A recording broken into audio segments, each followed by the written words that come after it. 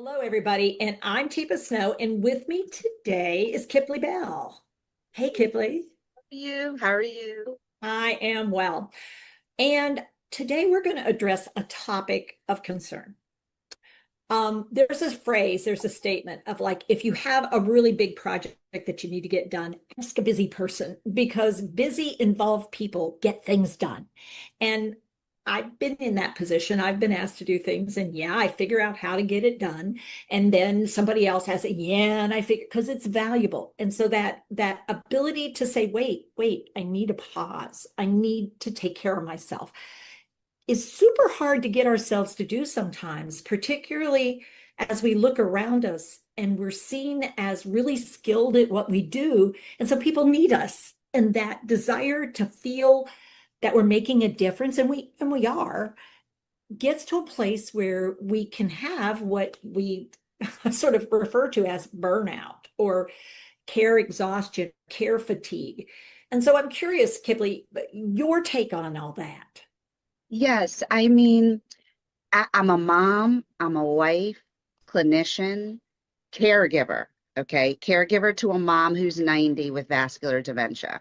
So read between all of those lines, right? And it comes to a point, and an entrepreneur, a business owner. Yeah. So coming to a point where you say, pause is necessary. It's intentional so that I can give my best, that I can pour out to others in a way that I feel that best aligns with who I am. But in order to do that, I have to take a minute. Well, and I think this, and it's not something you just throw in at the last minute. I think getting intentional and getting purposeful in respecting those pauses and that rhythmic nature of a pause. And if we're in a space where we're feeling so like, oh my God, I got 15, wait a minute, what else is on my agenda? Okay, I'm going to put it right here.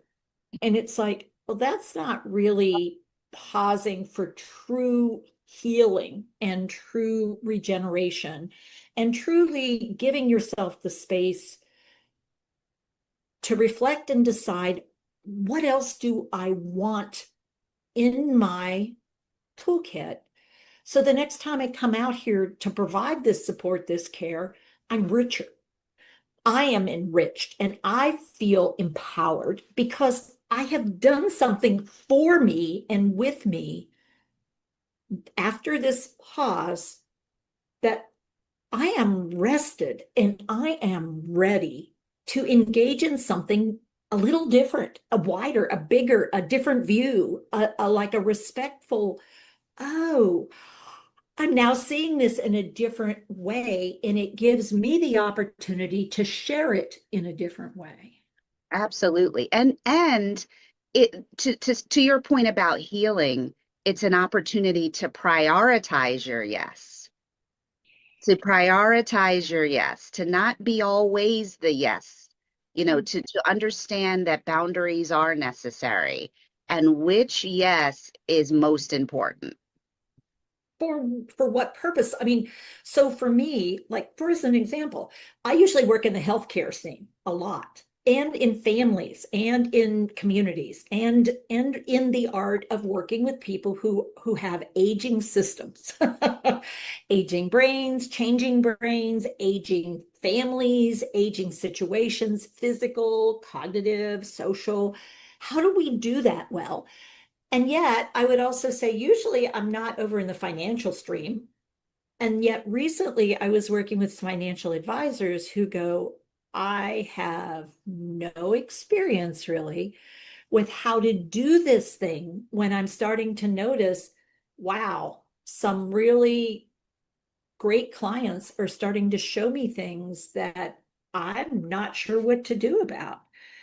And it's like they're very skillful in the area they're skillful in, and suddenly that pause and the need to do some reflection and growth so that I have some new abilities when I step back into that role again, just like in healthcare. I mean, we all need to really build up our abilities as things change. Absolutely. It's not just about the aging space. So you and I are preaching to the choir, but it's to come out to several business sectors to say, hey, we prepared for AI, but we haven't prepared our business sectors for aging. You know, Mhm. what does it look like when you're taking mom to the gym, but she doesn't know how to do the PIN code to access the locker room? You know, or what Yeah. does it mean to enter a TSA line with all the various stimulants and the bells and whistles and the triggers that will affect an older adult person and their caregiver. And So how do you talk mom into using the wheelchair, even though I can walk? And it's like understood, but we get some benefits by this. So we're going to do it. exactly, exactly. So it's really having a larger and broader conversation to both the clinician caregiver, hi, to say, you know, I know you're personally and professionally caregiver, being a caregiver, and that faucet doesn't stop. So let's help you pause.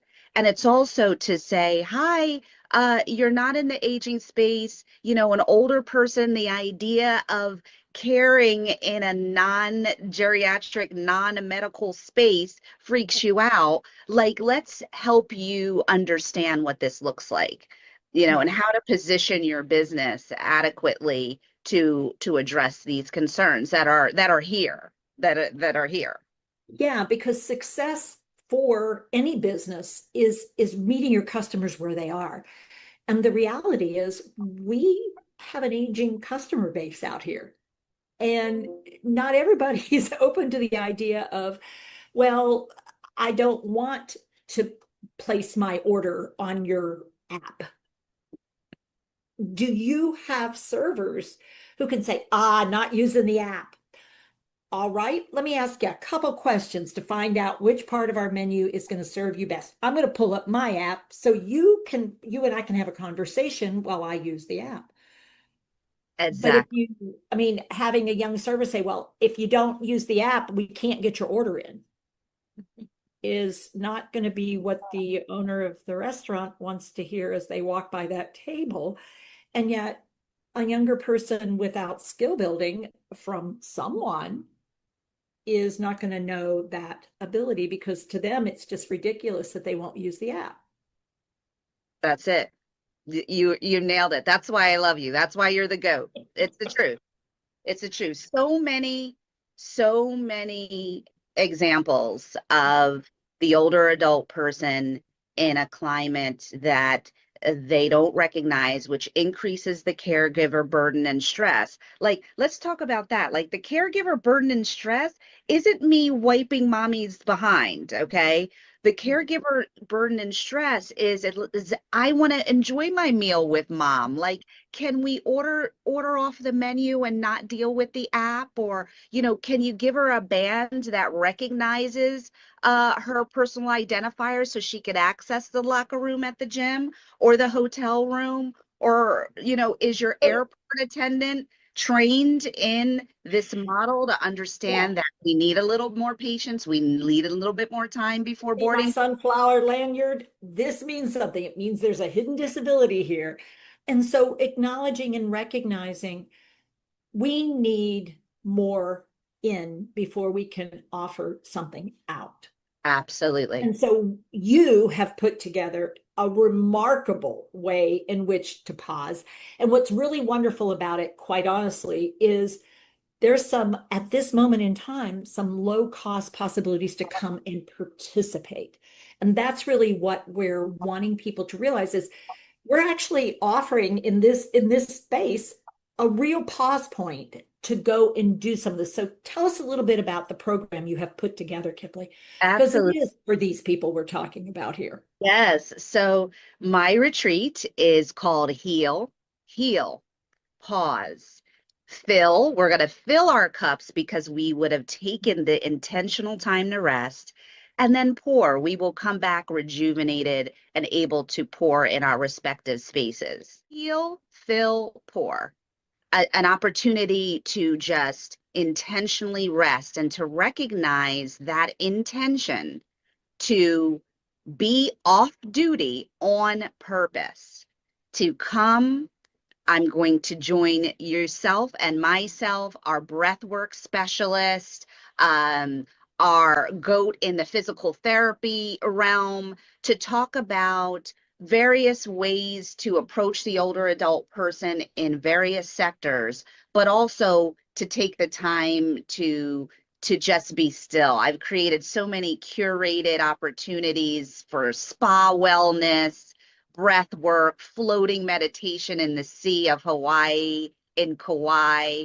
It's just going to be an amazing experience. We're going to have a lot of fun and a lot of rest. 18 credits CME for clinicians who are licensees. That licensees and licensed prescribers will have 2 tracks, opportunities for CME that they can do on their own time, either during or after the retreat. And of course, we'll be under your tutelage to hear from you, Teepa. Dr. Mike Chua, Dr. Mike will, educate us in the physical therapy realm and how he became a healthpreneur for those who have the desire to do more with their gifting in these medical spaces. And then the non-medical business person that wants to come in the room, rest, and hear how to orchestrate their business and their offerings. We've alluded to this, right, Teepa? The travel and hospitality, the restaurant spaces, the wealth spaces, financial spaces. Finances is key. We have so many ways to protect ourselves from fraud, but yet, and protect the older adult person from financial abuse, but we don't have systems in place to really empower the caregiver or the ombudsman of that older person to ensure their estate is well. And, as you spoke to, financial directors, business sectors don't know how to do this well. And so this is an opportunity to bring us all together, also to hear from each other. And I'm in this unique position, as a physician, as a personal and professional caregiver, to walk side by side with colleagues who are doing the same thing. Just the other day, I overheard a colleague, a neurologist, who was rushing to get through her clinic day so she could get her father to chemo. Imagine the pressure, the mindset shift as, again, a professional caregiver and then a personal caregiver in this hat. And so it's just a remarkable opportunity. I've built a retreat that I would enjoy myself and plan to enjoy myself, to dip the toes in the sea, to float, to do breath work, to have some intentional workshops and just have some fun. And of course, good food. Yeah. So why do this? Because if you don't take care of yourself, there's absolutely no way in the world you can be optimal in caring for so many and in so many ways. And the best way to do that is to take a break and actually respect yourself and say, I need some healing time. It's been a long year. It's been a long decade. It's been a long month. It's been a long whatever. And realizing, wow, I actually do deserve this, because if I don't do this, I will not be able to keep doing at the level I want to be able to keep doing. So, absolutely. Yeah. And, I've taken a page out of your book, one of your lectures you gave years ago that I heard, and you spoke to an audience member and you said, hey, you have to say to your loved one, mom, dad, like, I'm not okay either. Like, I'm not okay with this either. So how do we do that? And that transcends even to the clinical space, to say to your colleague, you know what, babe, I know this room 10 is giving you a hard time today. How about I pick that room assignment up and give you a break? That breaking, that intentional rest, that awareness of rest is paramount. And that's essentially the root cause of why I built Heal, Feel, Pour. Because this is hard. This is very hard. And yet we can do hard things with resilience. And resilience means you pull the rubber band but then you need to relax it.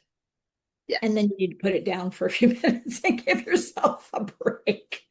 So if you're Yes. interested in joining us, and we hope you are, follow the link to get to the retreat.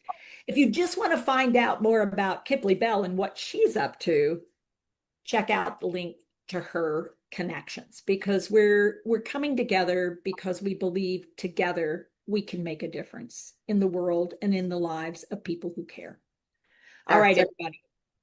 Take care with your care. Take Thank care of you. yourselves. Thank you, Kiplee. Thank you so much, Teepa.